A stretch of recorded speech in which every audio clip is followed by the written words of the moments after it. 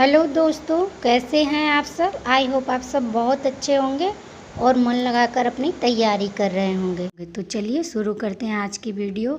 आज का हमारा जो टॉपिक है वो बहुत ही इम्पॉर्टेंट है। आज का हमारा टॉपिक है टाइम मैनेजमेंट। एग्ज़ाम हॉल में हम कैसे टाइम को मैनेज करें कि हमारे क्वेश्चन एक भी क्वेश्चन ना छूटे और ना ही गलत हो।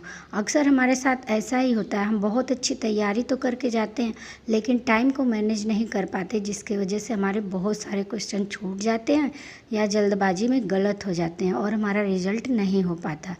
तो चलिए हम आपको बताते हैं कि हमको क्या क्या सावधानियाँ रखनी है। देखिए, सबसे पहली बात कि कुछ गलतियां हम करते हैं जिनका बहुत ध्यान रखना ज़रूरी है और इन गलतियों की वजह से ही हम अपना रिजल्ट नहीं क्लियर कर पाते हैं। सबसे पहली जो हमारी गलती है वो क्या है कि हम पेपर पाते हैं तो पहले ही क्वेश्चन से सॉल्व करना शुरू कर देते हैं। हमको ये बहुत बड़ी गलती है, इस पे ध्यान देना चाहिए। हमको जो टॉपिक इजी लगता है पहले हमें उसे सॉल्व करना चाहिए।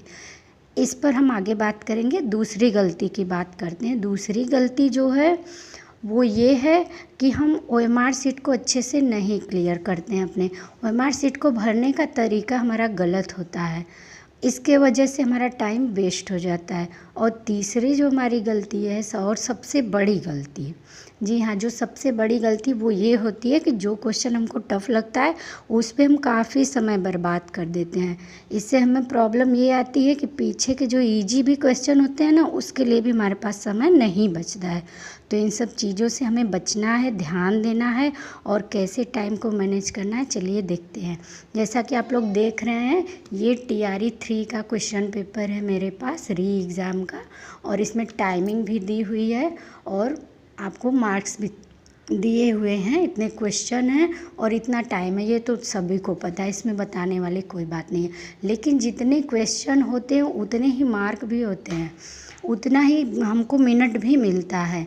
लेकिन उतने मिनट में भी हमको कुछ मिनट माइनस हो जाते हैं क्योंकि हमको अपना पर्सनल डिटेल भी फिल करना होता है। तो 15 मिनट तो इसमें भी मान लीजिए कि हमारा कम हो जाता है। अब हमारे पास मान के चलिए कि आपके पास 2 सवा 2 घंटे ही बचते हैं 150 क्वेश्चन सॉल्व करने के लिए। तो सबसे पहले आप क्या करेंगे कि जो आपका पोर्शन सबसे ज़्यादा स्ट्रांग है पहले आप उसको सॉल्व करेंगे। TRE 3 की बात करें तो मान लीजिए, देखिए इसमें ये हमारा हिंदी लैंग्वेज है तो हम आपको इसी के हिसाब से बताएंगे। मान लीजिए हिंदी के 80 क्वेश्चन आए थे, तो हिंदी हमारी अच्छी है तो अगर हम इसको सॉल्व करेंगे तो 80 क्वेश्चन हम 40 मिनट में कर लेंगे। एक क्वेश्चन पे आधा मिनट से ज़्यादा कभी नहीं टाइम लग सकता है क्योंकि हर किसी को अपना सब्जेक्ट पता होता है, वो पढ़ा होता है अपना सब्जेक्ट। तो अगर 40 मिनट में हम अपने सब्जेक्ट को क्लियर कर लेंगे तो मान के चलिए कि 10 मिनट आपको OMR शीट फिल करने में लगेगा। तो 50 मिनट, 80 क्वेश्चन आपने 50 मिनट में सॉल्व कर लिए। इसका मतलब आपके पास 30 मिनट बच गए। अब ये 30 मिनट हम कहाँ यूज करेंगे, चलिए बताते हैं। अब इसके बाद हम मान लीजिए अपना लैंग्वेज सॉल्व करेंगे। लैंग्वेज सॉल्व करें, मान लीजिए लैंग्वेज सबकी ठीक ही ठाक होती है तो इसमें ज़्यादा प्रॉब्लम नहीं आएगी। फिर भी मान लीजिए 30 क्वेश्चन होते हैं तो 30 मिनट भी आपको लगते हैं तो आप आराम से कर लेंगे। अब बचता है आपका ये जनरल स्टडीज़ का 40 क्वेश्चन। अब ये 40 क्वेश्चन में ही थोड़ा सा परेशानी आती है। इसमें काफ़ी टफ क्वेश्चन आपको करंट के मिल जाएंगे, GS GK के मिल जाएंगे, तो इसमें हमको टाइम देना पड़ता है, ये टाइम टेकिंग होता है। तो ये जो 30 मिनट है इसको हम यहीं पे यूज करेंगे। 40 क्वेश्चन में मान लीजिए 10 क्वेश्चन तो आप इजीली सॉल्व कर लेंगे। बाकी आपको 30 क्वेश्चन के लिए 30 मिनट ये और प्लस 30 ये, 1 घंटे का टाइम लगभग आपको मिल जाएगा। तो 1 घंटे में आप आधे घंटे का पेपर आराम से तसल्ली से सॉल्व कर सकते हैं, जिससे ना तो आपके क्वेश्चन गलत होंगे और ना ही जल्दबाजी में छूटेंगे। तो आप अच्छे से इसको क्लियर कर सकते हैं, इसमें आपको कोई जल्दबाजी करने की ज़रूरत नहीं है। टफ क्वेश्चन भी आप टाइम देके बना सकते हैं। अब चलिए बात कर लेते हैं OMR शीट की। देखिए मान लीजिए ये हमारा OMR शीट है तो हम करते क्या हैं, पहले क्वेश्चन से बात करते हैं।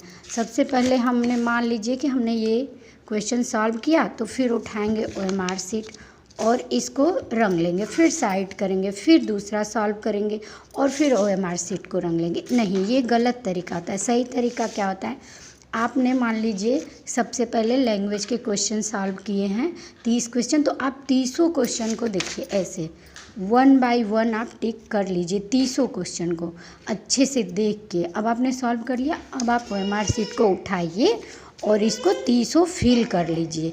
इसके बाद आप अपने दूसरे पोर्शन पे जाइए। ऐसा करने से आपको बार बार जो ऐसे ऐसे करने का है ना, वो टाइम बचती है, जिससे आपका बहुत अच्छे से हो जाएगा पेपर।